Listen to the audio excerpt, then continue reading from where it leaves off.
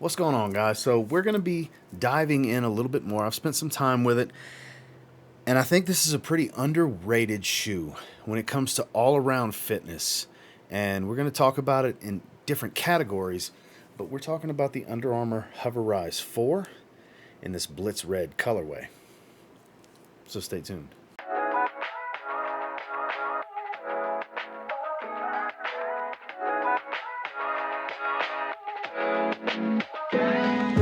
First things first, let's take a look at the construction of the shoe. So we'll start on the bottom. It does have the tri-base outsole. You can see I've been wearing them. It's filthy. So different density rubbers. It's nice and stable base while still having some pliability. Even with these lug style grips in the front, there's a decent amount of pliability as well as flex in the material. These are much more flexible than you may think they are. As we move into the midsole, it is a relatively soft EVA foam carrier, especially as it starts to break in. You can see the stress creases from where it's been flexing as we move around. It says HOVR right there on the sides. You can see the creases from the compression marks, basically, is what it is. And then you do have a little bit of exposed HOVR foam right here with that mesh netting to house it. So you don't feel much of it. I don't think it's full length because I don't really feel it up here in the forefoot. If there is, it's a very thin layer. It's definitely, the bulk of it is here in the heel. So these are surprisingly stable with the way this is designed, while still having some great step-in comfort, which we'll cover more. Now, this synthetic upper, all these extra overlays provide some durability in high wear areas and provide some additional structure. Like on the metatarsals here, there's some thickness to the material. Same thing for toe offs. You have a decent amount of the rubber that does come up top, so you don't have too much worry of tearing into the material. Maybe more so on this side of tearing into the foam, but a lot of my workouts don't really involve too heavily of me getting on this portion by these toes. It's more so where I'm able to toe off right here on the actual rubber, and then as we go around, same thing. So you have more in these high wear areas, which kind of help to lock the foot down when you have a little bit of this structure. It's all synthetic. It doesn't really breathe too well right here, but it's also not a super high heat hotbed for your foot, because it is a booty style design. This is a double layer mesh, so some of the heat is able to rise through here. Now, these eyelet stays for the laces are stitched in. It's not independent little straps like with Nike, for example. So they are stitched into here. So the lacing system, they are on the thicker side as far as these laces, but because it's a booty style design, I mean, your lockdown is going to be what it is. Like, as long as you get the size that fits your foot, which we'll talk about sizing in a little bit, you're okay. Because I know there's some concern with, kind of wearing into the laces, which there are some rounded off grommets in here. And these are thick, durable laces. I don't see durability long-term being too much of an issue, but these TPU plastic stays do provide that additional lockdown to really lock your heel back into the heel counter, the heel cup, which they do have a heel cup here as well. And then it's very comfortable on the Achilles. No break-in time, really. These broke in very, very quickly. Standard, basic EVA insole, nothing spectacular. But the construction of the shoe overall, it's on the budget side. Retail is right around $110, I believe, USD. And the construction actually warrants kind of in that price point where I would still consider this a budget trainer overall, but the aesthetic of the shoe is fantastic in my opinion, as well as a lot of the performance features on this one. It's hard to complain because let's think, for $10 less, the construction's a bit different with your midsole, because the BSR line from Project Rock, for example, is $10 less, and you're dealing with Charge Foam, which is their most affordable, budget-friendly, I guess you could say cheapest foam that they offer, whereas here you have EVA and HOVR, and the HOVR's in the right spot. So let's break it down into a few categories now that we've looked at the construction. Let's talk about how good it is for lifting. Let's talk about some plyometrics and running and more agile type of movements, and then we'll talk about casual and sizing, and then we'll break it down with my final thoughts.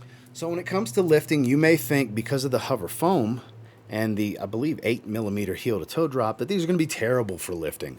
Not in my experience. I'm not the strongest guy in the world. I mean, when I'm doing squats, I'm not going over 400 pounds. When I'm doing deadlifts, I'm barely going over 400 pounds. I've been deadlifting maximum weight of around 425 recently for 2 reps.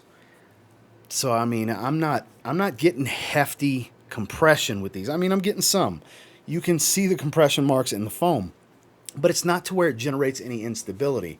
A very good stable platform with the tri-base outsole for lifting, and I mean, I'm secure in the shoe. I don't feel any roll, like when you go to roll into your heels. I don't really feel my foot moving around too much because we'll talk about sizing in a little bit. I got the right size to fit my foot where my toes are towards the end, and they broke in pretty well, and they kind of form-fitted to my foot. The stability on these overall isn't actually that bad. Now, if you're stronger than me, I'm sure there can be somewhat of an issue. Now, when it came to hack squats heavy, when it came to barbell deadlifts, conventional deadlifts, squat rack, I didn't really feel any hindrance with heavier compression where I felt some instability. That's going to be the biggest takeaway here is, do you feel instability under heavy loads? And not really, not for the weight I do, which is, very heavy for me being 5'7". But for bigger guys that are stronger than me, could be a bit of an issue. But for casually and my weight level that I'm at, to be honest with you, not bad at all. I don't feel as though I desperately need the stability and firmness of a Nike Metcon or an older series Nike Metcon, whereas I think this is actually perfectly fine. Now, when it comes to plyometrics and running and stuff, that's actually where this shines. That's where this one steps it up a bit because the step-in comfort's actually quite nice. And then once they start to break in, once the HOVR midsole breaks in a little bit more and this EVA carrier softens up a little bit more from compression and use, these are actually, for the level of stability that they give, which, I mean, obviously isn't its strongest suit. I would call it slightly above average stability. The comfort of these, the step-in comfort mixed with responsiveness, I would say is well above average. I would put this in the great category for the responsiveness. I've done a multitude of different types of workouts. I've done sprints. I've done sled pushes and pulls. I've done box jumps, drop down and do a quick push-up, different plyometric things. I've hit the heavy bag, which doesn't really matter what shoe you're wearing. But, I mean, I've done a variety of things with this. On the treadmill, doing sprints on the ground.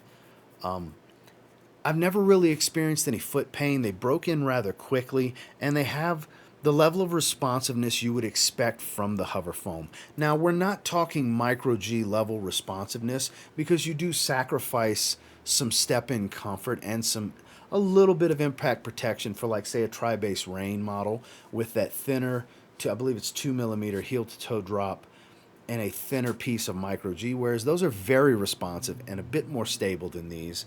But the spring back effect here and the overall wearing experience for plyometrics and such, if you're doing high-intensity interval training, if you're doing classes, anything like that, this is damn near elite level, elite tier when it comes to stuff like that in my experience for the things that I like to do. Now, sizing and casually wearing these. So the sizing, they are a little bit longer in the toe. So I actually was able to go down half a size and go with a size 8. So I typically wear 8.5 with Under Armour training shoes, Project Rock, Tri-Base Rain, and so on. HOVR Apex, the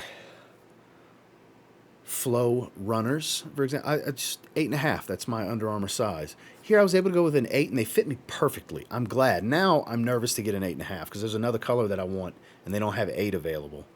So I think I'm going to pass on it instead of getting my usual size of 8.5 because these just fit so well once they break in and mold to your foot, which I never had any pinching or tightness in the toe box or on the metatarsals or anything from the start, from the first time I slid my foot in, because I don't have to lace them too tightly. I'm able to slide them in, slide them out, and do all of the different things I need. So the step-in comfort was a big thing for me with these because you can wear these all day long. Now, I don't know where you're working, certain places you can rock shoes like this, bright trainers, you know what I mean? And if you have the daily life where you can get away with wearing something like this all day, this has all-day comfort and mobility with next to no foot fatigue in my experience. I mean, I'm wearing them right now. I literally took it off my foot to talk to you guys about it. I'm rocking them today. I wore them as leg day today, early today. I haven't taken them off.